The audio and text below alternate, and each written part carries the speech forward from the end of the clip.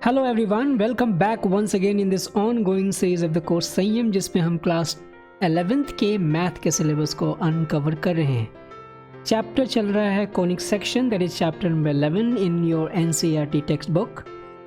हमने last lecture में यानी कि लेक्चर नंबर 11B में सर्कल कंप्लीट कर लिया था। आज बारी है अगले कोनिक की, that is parabola. Let's see. मान लीजिए आप एक ऐसे पाथ पर चल रहे हैं जिस पर किसी भी स्थिति से एक गिवन फिक्स लाइन की दूरी तथा एक फिक्स्ड पॉइंट की दूरी बराबर हो तो वह पथ पैराबोला कहलाएगा। मोर प्रिसाइजली उन सभी पॉइंट्स Px, y का सेट जिससे एक लाइन के ऊपर डाले गए परपेंडिकुलर की लेंथ, मान लेते हैं वो लेंथ है Pm, तथा एक फिक्स पॉइंट F से P की डिस्टेंस जिसको मान लेते हैं कि Pf बराबर हो। It means Pm must be equal to Pf always. यहाँ जो फिक्स लाइन है उन्हें कहा जाता है डायरेक्ट्रिक्स और जो फिक्स पॉइंट है उसे कहते हैं फोकस। ध्यान दीजिए कि यदि हम डायरेक्ट्रिक्स की स्थिति में कोई चेंज ना लाएं और फोकस के लोकेशन को चेंज करें तो पैराबोला स्वयं को इस तरह से एडजस्ट करेगा, इस तरीके से एडजस्ट करेगा जिसमें वो हमेशा Pm is equal to Pf के रूल को होल्ड कर सके, फॉलो कर सके। और ऐसा तब भी होगा जब फोकस के लोकेशन को नियत रखें परंतु डायरेक्ट्रिक्स में चेंज लाएं। और यह समझ पाने में आपको देर नहीं लगनी चाहिए कि यदि हम डायरेक्ट्रिक्स और फोकस दोनों को एक साथ चेंज करें तो क्या होगा। हर चेंज के साथ एक नया पैराबोला क्रिएट होगा। तो अब आप यह ऑब्जर्व कर पा रहे हो कि एक पैराबोला के पास एक नियमित आकार नहीं है, जैसा कि हमने सर्कल के केस में देखा था कुछ हद तक, क्योंकि सर्कल के पास एक सेंटर है एंड रेडियस है, तो उसका आकार उसके रेडियस के ऊपर डिपेंड करता है। यहाँ पैराबोला के अंदर सर्कल के जैसा सिंपल केस नहीं है। विशेषतः विजुअलाइज करना इसके फोकस और डायरेक्ट्रिक्स के एग्जैक्ट लोकेशन के साथ, इजंट इट। तो इस डायरेक्ट्रिक्स तथा फोकस के अतिरिक्त कुछ और ज्योमेट्रिकल वस्तुएं हैं जो कि पैराबोला से संबंध रखती हैं। तो यदि हम उन ज्योमेट्रिकल चीज़ों को जान जाते हैं तो एक तरीके से हम पैराबोला को अच्छे तरीके से विजुअलाइज कर पाएंगे। तो चलिए उसे जानते हैं और साथ ही हम ये जानेंगे कि किसी भी गिवन पैराबोला का जनरल इक्वेशन कैसे डिराइव किया जा सकता है। और उसके लिए मैं क्या करता हूँ कि इस प्लेन में स्थित इन्फिनाइट नंबर ऑफ पैराबोलाज में से कोई एक पैराबोला चुनता हूँ और उसके ऊपर हम लोग साथ में मिलके विचार करेंगे। Let's see. तो ये वो पैराबोला है जिसके ऊपर हम विचार करेंगे और पैराबोला से संबंधित कुछ ज्योमेट्रिकल ऑब्जेक्ट्स को देखेंगे।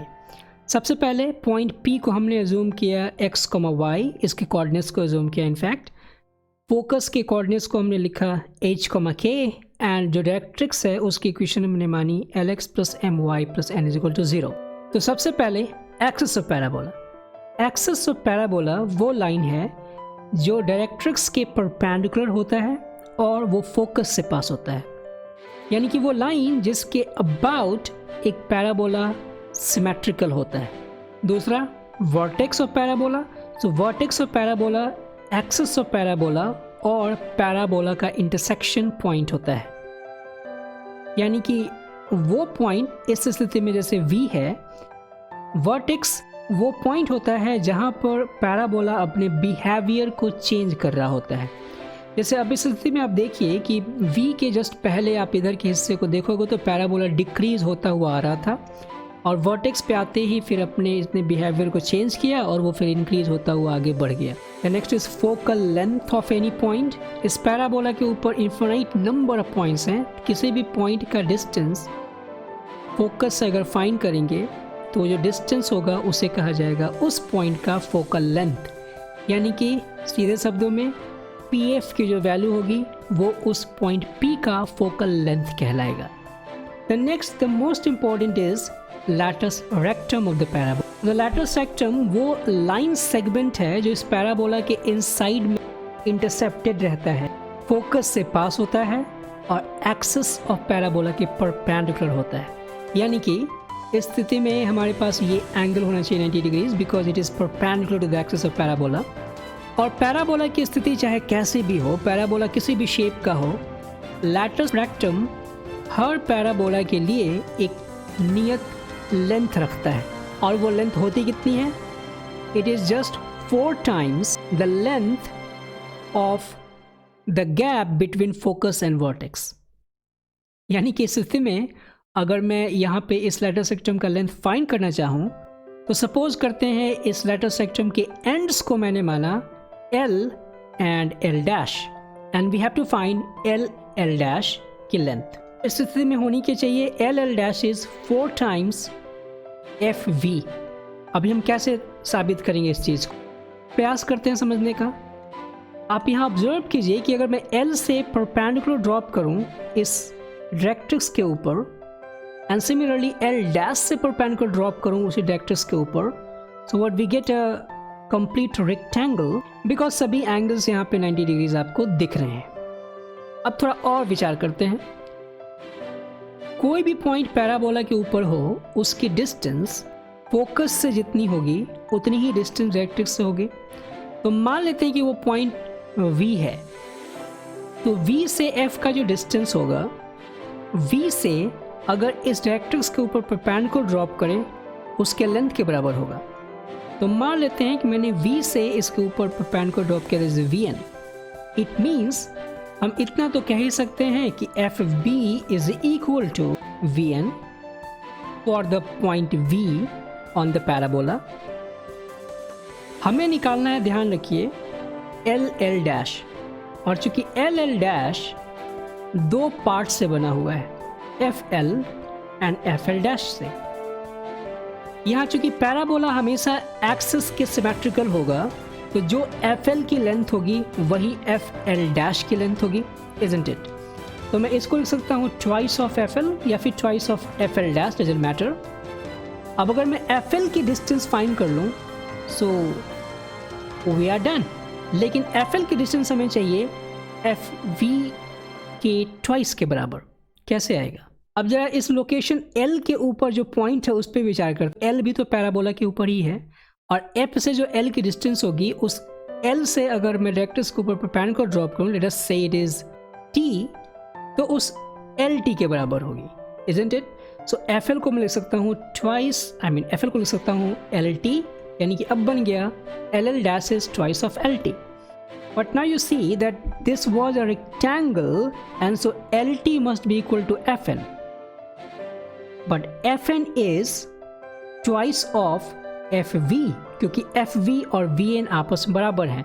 So why not we can write LT is twice of FV, और हमने ये साबित कर दिया कि LL डैश होगा 4 times FV, यानी कि किसी भी पैराबोला के लैटिस रेक्टम की लेंथ उस पैराबोला के फोकस और वर्टेक्स के लेंथ के 4 गुना होगी, और ये किसी भी पैराबोला के लिए ट्रू होगा। तो ये कुछ इंपॉर्टेंट ज्योमेट्रिकल ऑब्जेक्ट्स थे जो पैराबोला से संबंध रखते थे और इनके बारे में आपको जानना जरूरी था। अब समझते हैं कि एक पैराबोला की जनरल इक्वेशन को कैसे हम डिराइव कर सकते हैं। इसके लिए सिंपल वही डिसाइडिंग रूल जिसके आधार पे पैराबोला को डिफाइन किया गया है, that is PF is equal to PM। वहीं से स्टार्ट करेंगे। यहाँ पर हमने P के कोऑर्डिनेट्स को जूम किया x, y एंड F के कोऑर्डिनेट्स को जूम किया है h, k, and now we have to determine PM, that is the length of perpendicular drawn from P to the line LX plus MY plus N is equal to 0। तो क्या निकल के आएगा? यहाँ FP is equal to PM लिखेंगे, तो यहाँ से ये जो लेफ्ट हैंड साइड में दिख रहा है वो है FP यानी कि distance between focus and the point, और ये है PM यानी कि length of perpendicular drawn from x, y to the line LX plus MY plus N is equal to 0। तो ऐसा करने के बाद हमारे पास एक सिंपल सा, नॉट सो सिंपल सा, लेकिन एक सिंपल सा रिलेशन मिलेगा जिसमें हम स्क्वायर रूट को हटाने के लिए स्क्वायर कर देंगे दोनों side, and then what we get now is a complicated सा इक्वेशन जिसमें मैंने सभी कोफिशिएंट्स को कलेक्ट किए हैं एक साथ। यहाँ m² को मैंने जूम किया A, L² को B, एंड इस क्वांटिटी को जो x के साथ अटैच्ड है उसको मैंने जूम किया G।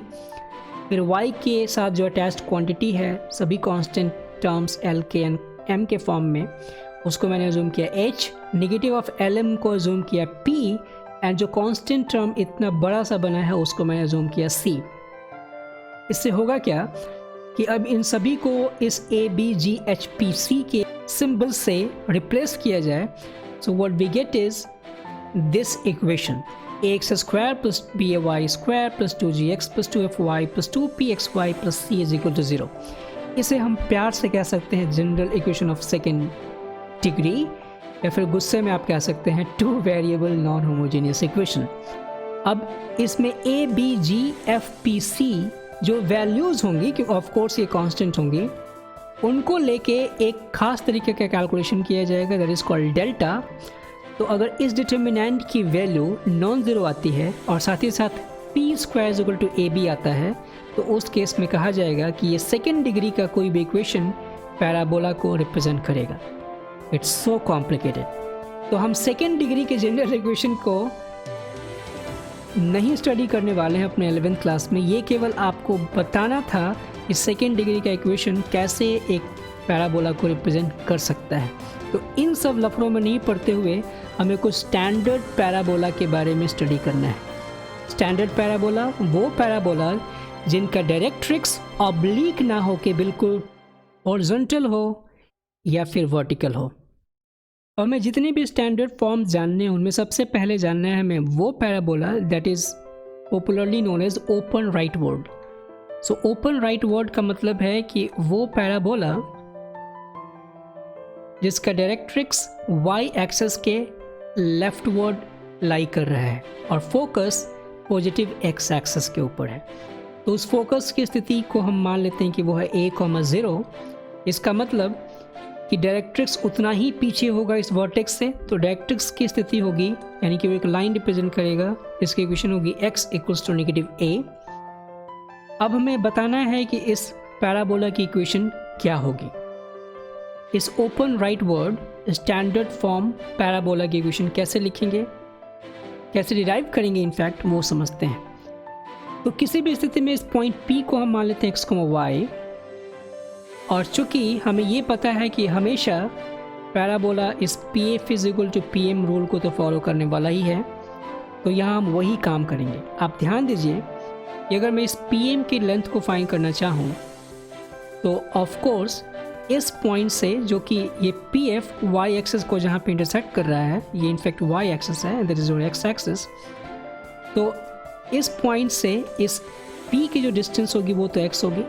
और चूंकि हमने अभी देखा कि VF और V से इस डायरेक्ट्रिक्स की दूरी बराबर होनी चाहिए, इसका मतलब ये लेंथ a होनी चाहिए। दैट मीन्स कि हमने ये पाया कि PM की जो वैल्यू होगी वो होगी a plus x, because now this will become also a and so it is a plus x. और PF को हम कैसे पता करेंगे? Of course PF is the distance between these two points, so we can write x minus a the whole squared plus y minus 0 the whole squared का square root. Again we can square both sides, so what we get is x minus a the whole squared plus y squared is equal to a plus x the whole squared। और यहाँ से फिर हम इसको simplify करेंगे, so what we get is a squared plus x squared plus 2x on the right hand side और x squared minus 2x plus y squared on the left hand side। and by the way यहाँ मैंने a squared छोड़ दिया है, so उसको मुझे लिखना चाहिए था। एंड देन अब सिंप्लीफाई कीजिएगा, सो a स्क्वायर से a स्क्वायर कैंसिल हो चुका होगा, x स्क्वायर से x स्क्वायर भी कैंसिल हो चुका है, and now we get is y square is equal to 4ax, जिसको हम standard form of that parabola जो ओपन राइट वर्ड है कहते हैं। अब इस पैराबोला का फोकस आप यहाँ से डायरेक्टली देख सकते हो क्या होगा। अगर ये पैराबोला ऐसे गिवन है तो वो होगा a,0 और लेंथ ऑफ लैटर सेक्टम जैसा बताया गया था हमेशा क्या होता है 4 times the gap between vertex and focus। so vertex and focus, vertex की distance focus से अगर देखी जाए तो कितनी है, a है, तो length of lateral septum कितना होना चाहिए इस केस में, it is 4 times a। vertex इसका क्या होगा, origin, equation of directrix क्या होगी, x is equal to minus a। एक एग्जाम्पल देखते हैं तो ज़्यादा क्लियर होगा। लेकिन उससे पहले मैं आपको ये बताता चलूँ कि ऐसे और भी 3 पैराबोला हैं जो कि स्टैंडर्ड फॉर्म में माने जाते हैं। ये जो पैराबोला आपने देखा वो है ओपन राइट वर्ड, तो इसकी इक्वेशन होगी y square is equal to 4ax। अब कोई ऐसा पैराबोला हो जिसका वर्टेक्स ओरिजिन हो और वो ओपन लेफ्ट वर्ड हो जाए, तो उसकी इक्वेशन हो जाएगी y square is equal to negative 4ax। उसका वर्टेक्स ओरिजिन ही रहेगा ऑफ कोर्स, लेकिन उसका फोकस शिफ्ट हो जाएगा नेगेटिव एक्स एक्सिस में, यानी कि अब नेगेटिव a,0 उसका फोकस हो जाएगा एंड डायरेक्ट्रिक्स चलाएगा पॉजिटिव एक्स एक्सिस के तरफ, यानी कि डायरेक्ट्रिक्स की इक्वेशन हो जाएगी x equals to a। Similarly ऐसे भी पैराबोला हो सकते हैं जिनका एक्सिस y एक्सिस हो जाए। तो अगर पैराबोला ओपन अपवर्ड होगा तो फोकस उस केस में 0,a होगा और डायरेक्ट्रिक्स की इक्वेशन हो जाएगी y is equal to negative a। In the similar way अगर पैराबोला ओपन डाउनवर्ड हो जाए तो उस केस में पैराबोला का डायरेक्ट्रिक्स शिफ्ट हो जाएगा x एक्सिस के above, that is y is equal to a पे, और फोकस की स्थिति हो जाएगी 0,-a पे। इन सभी स्थितियों में, चारों स्थितियों में लैटरल सेक्टम की लेंथ हमेशा रहने वाली है 4 times the length between vertex and focus, यानी कि 4 टाइम्स a, और a यहाँ पे पॉजिटिव क्वांटिटी है। ऑलराइट, तो आगे बढ़ते हैं और एक क्वेश्चन देखते हैं। अब इस क्वेश्चन में पूछा गया है y square is equal to negative 3x, find vertex, equation to the directrix, focus, length of lateral rectum. तो जब भी आपको ऐसे क्वेश्चन दिए जाएं तो इट इज़ वेरी सिंपल। हमें सबसे पहले ये देखना होता है कि ये पैराबोला उन चारों पैराबोलास के साथ कंपेयर करने के बाद किसके साथ मैच कर रहा है।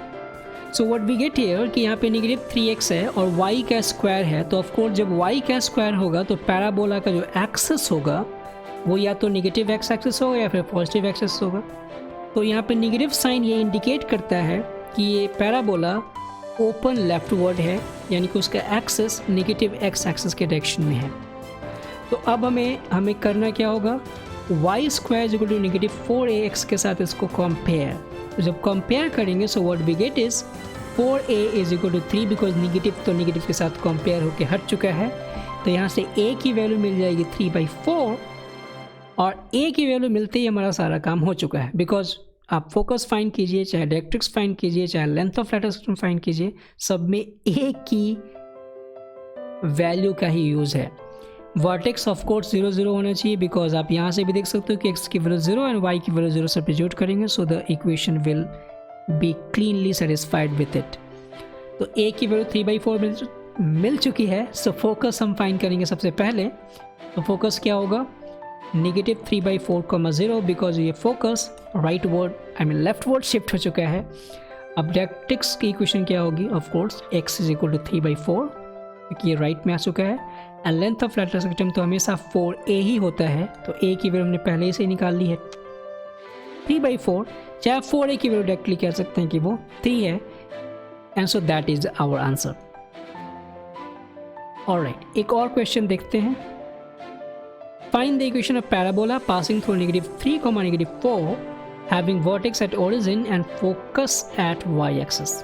यहाँ देखिए, यहाँ हमसे ये नहीं कहा गया है कि फोकस इनफैक्ट y एक्सिस पे है तो किस डायरेक्शन में, मीन्स पॉजिटिव y एक्सिस की तरफ है कि नेगेटिव y एक्सिस की तरफ। लेकिन हम यहाँ पर अंदाज़ा लगा सकते हैं कि उन चारों पैराबोला में से कौन से पैराबोला को हमें लेना चाहिए इस क्वेश्चन को सॉल्व करने के लिए। यहाँ ध्यान दीजिए कि पैराबोला जो चाहिए हमें वो -3, -4 से पास हो रहा है, यानी कि पैराबोला थर्ड क्वाड्रेंट से तो पास हो ही रहा होगा। अब अगर वो ओपन डाउनवर्ड होगा तभी थर्ड क्वाड्रेंट से पास हो सकता है, या फिर ओपन लेफ्टवर्ड होगा तभी वो थर्ड क्वाड्रेंट से पास होगा। यही 2 स्थितियाँ हैं थर्ड क्वाड्रेंट से पैराबोला को पास होने के लिए। लेकिन साथ में ये कहा गया कि focus of the parabola is on the y axis, तो ऑफ कोर्स ओपन लेफ्टवर्ड होने का सवाल ही नहीं पैदा होता। तो हम इक्वेशन क्या मानेंगे, x square is equal to -4ay, और यहाँ हमें क्या चाहिए, सबसे मेन इंपॉर्टेंट चीज दैट इज a, अब इस पैराबोला को -3, -4 से पास होना ही पड़ेगा। इसका मतलब we are going to substitute -3 at the place of x and -4 at the place of y so that we can find the value of a. So there will be 9 on the left and there will be 16a on the right. So a will be 9/16. अब parabola की equation लिखनी है, so of course what we write is x square is equal to -4 times 9/16 times y. इसका मतलब y x square in fact is equal to -9/4 y. और ये parabola हमारा आ चुका है ओपन डाउनवर्ड। ऑलराइट, सो कई बार स्थिति ऐसी आती है जब पैराबोला के वर्टेक्स को शिफ्ट कर दिया जाता है, यानी कि वर्टेक्स को हॉरिजॉन्टली या वर्टिकली ट्रांसलेट किया जाता है। तो उस स्थिति में डायरेक्ट्रिक्स तो अभी भी वर्टिकल या हॉरिजॉन्टली रहेगा, लेकिन पैराबोला का इक्वेशन चेंज हो चुका होगा। तो वैसे स्थिति में हम वर्टेक्स, डायरेक्ट्रिक्स की इक्वेशन, फोकस और लेंथ ऑफ लेटर सिस्टम कैसे फाइंड करेंगे। अब इस कॉन्सेप्ट को समझने के लिए एक एग्जाम्पल लेते हैं। हमारे पास एग्जाम्पल है y - 2 the whole square is equal to twice of x - 1। ये गिवन है, तो आपको बताना है कि इसका वर्टेक्स क्या है, इक्वेशन टू द डायरेक्ट्रिक्स क्या है, फोकस क्या है, लेंथ ऑफ लेटर सिस्टम क्या है। तो सबसे पहले एक्चुअली इसके बहुत सारे टेक्निक्स एंड बहुत सारे मेथड, शॉर्टकट्स वगैरह बताए जाते हैं, but I am giving you authentic way to do it, actually conceptual way. Tricks बाद में, पहले कॉन्सेप्ट। तो यहाँ है y - 2 the whole square is equal to twice of x - 1। तो आप सोच के देखिए कि आखिर में इसका बेस पैराबोला क्या हुआ होगा, मतलब कि आखिर में कौन सा पैराबोला था जिसको हमने शिफ्ट करके ऐसा पैराबोला चेंज किया है। इसके लिए सबसे पहले हम इसका बेस पैराबोला लेते हैं, जिसको एक्चुअली शिफ्ट करके इस गिवन पैराबोला को फाइंड आउट किया गया होगा। सो बेस पैराबोला सिंपल हम लिख सकते हैं क्या, y squared is equal to 2x, क्योंकि हमने y - 2 को y रिप्लेस कर दिया और x - 1 को x रिप्लेस कर दिया, और बाकी चीज़ें वैसे ही। अब इस पैराबोला का आपसे पूछा जाए कि वर्टेक्स बताइए, so of course we can quickly see there is 0 0 and what is focus. अगर फोकस पूछो इसका, so you will tell it's 1/2, 0 y so, because इसको 4a से कंपेयर करेंगे and so on. And directrix की इक्वेशन क्या हो जाएगी, x इक्वल्स टू -1/2। अब आप देखिए हुआ क्या है, जब इस पैराबोला को शिफ्ट किया गया है, वर्टेक्स चला गया है कहाँ पे, आपने सही पहचाना 1, 2 पे। सो जो नया वाला पैराबोला है, that is y - 2 the whole square is equal to twice of x - 1 का वर्टेक्स चला गया जा चुका है 1, 2 पे, यानी कि आपने हॉरिजॉन्टली 1 यूनिट का चेंज किया होगा एंड वर्टिकली 2 यूनिट का चेंज किया है पॉजिटिव डायरेक्शन में। तो फोकस में भी वही चेंज आएगा, यानी कि अब फोकस में हॉरिजॉन्टली 1 यूनिट का इंक्रीज होगा एंड वर्टिकली फिर 2 यूनिट का इंक्रीज होगा, यानी कि 1/2 में आप 1 यूनिट ऐड कर दीजिएगा x एक्सिस के डायरेक्शन में horizontally, so you will get what 3/2, और 0 में आप 2 यूनिट का चेंज कीजिएगा y डायरेक्शन में, सो that will be 2। And directrix में भी वही काम करेंगे। तो डायरेक्ट्रिक्स की इक्वेशन क्या हो जाएगी, क्योंकि -1/2 जहाँ था पहले, अब उसमें 1 यूनिट का चेंज हुआ है, so that will give you x equals to half and that's it. सब कुछ निकाला जा चुका है सिवाय एक के, लेंथ ऑफ लेटर सिस्टम। आप कल्पना करके देखिए कि हम केवल वर्टिकल ट्रांसलेशन या हॉरिजॉन्टल ट्रांसलेशन कर रहे हैं, तो वैसी स्थिति में पैराबोला का आकार चेंज नहीं होगा, पैराबोला का जो साइज होगा वो सेम रहने वाला है, केवल इसके वर्टेक्स एंड फोकस शिफ्ट हो रहे हैं। तो जब पैराबोला का साइज ही चेंज नहीं होगा, तो उसके अंदर फंसने वाला जो लेंथ ऑफ लेटर सेक्टम होता है, उसका साइज तो चेंज होने वाला है नहीं। तो लेटर सेक्टम की जो लेंथ होगी वो अभी भी वही रहेगी जो पहले थी। इस स्थिति में लेटर सेक्टम की लेंथ थी 2, यहाँ भी लेंथ ऑफ लेटर सेक्टम 2 ही रहने वाली है। That's it. तो आशा करता हूँ कि ये पैराबोला विथ शिफ्टेड वर्टेक्स समझ लिया होगा आपने। इसके बहुत सारे ट्रिक्स हैं बाकी के गाइड बुक्स में एंड सो ऑन, क्योंकि कैपिटल वाई से इसको डिनोट करते हैं, देन कैपिटल एक्स से एंड सो ऑन। तो उन सब चीज़ों में नहीं पढ़ता हूँ, मैंने आपको जो उचित लगा वो समझा दिया है। Let's move ahead and let's see the last question of this lecture, और इसके साथ हमारा पैराबोला भी ख़त्म हो जाएगा। ये क्वेश्चन है आपके एनसीईआरटी बुक के मिसलेनियस एग्जाम्पल से। थोड़ा बहुत मैंने अपना क्रिएटिव वर्क किया है इसमें एनिमेशन के थ्रू इस क्वेश्चन को समझाने का। Let's see. इस क्वेश्चन में कहा गया है the cable of a uniformly loaded suspended bridge Hanks in the form of a parabola. The roadway, which is horizontal and 100 meter long, is supported by vertical wires attached to the cable, the longest wire being 30 meter and shortest being 6 meter. Find the length of the supporting wire attached to the roadway 18 meter from the middle. एक over bridge है 100 metre long का, उसको support दिया गया है vertical wire से, जो कि खुद वर्टिकल वायर्स हैं वो खुद एक पैराबोलिक केबल के साथ अटैच्ड हैं। और जो वर्टिकल वायर्स हैं उसमें सबसे लंबा वाला वर्टिकल वायर है वो 30 मीटर का है और सबसे छोटा वाला वर्टिकल वायर 6 मीटर का है। तो हमें बताना है कि मिडिल से 18 मीटर की दूरी पे जो वर्टिकल वायर है उसकी लेंथ क्या है। तो ये पूरा मैकेनिकल टाइप का क्वेश्चन दिख रहा है, लेकिन इसको पैराबोला में कैसे कन्वर्ट करेंगे इसको हमें समझना है।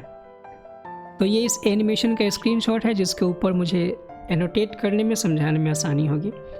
तो हमने पैराबोला को अज्यूम किया है कि वो ओपन अपवर्ड होगा, of course it is so.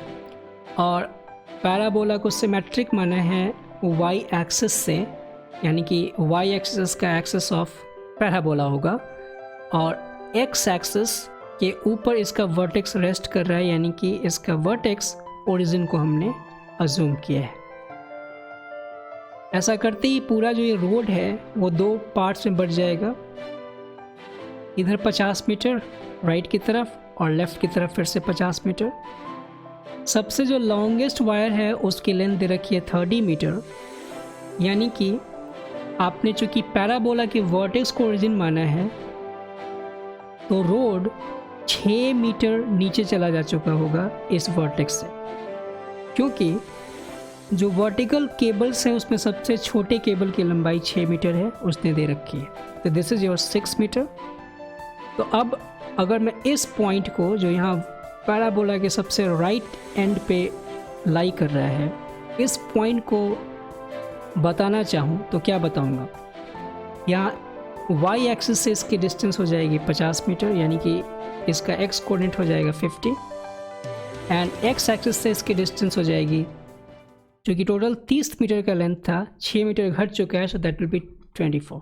और पैराबोला की इक्वेशन हमें माननी पड़ेगी x² = 4ay, जिसमें हमें a को ढूंढना मेन टारगेट रहेगा। तो a को ढूंढते हैं, इसके लिए हम x की वैल्यू पुट करेंगे 50 and then 4 and then a is 20, a is a and y is 24. So let's solve it. So that will be a is equal to 50 times 50 divided by 4 times 24. To simplify it, so a की value मिल चुकी है हमें 625/24. I am not going to simplify it.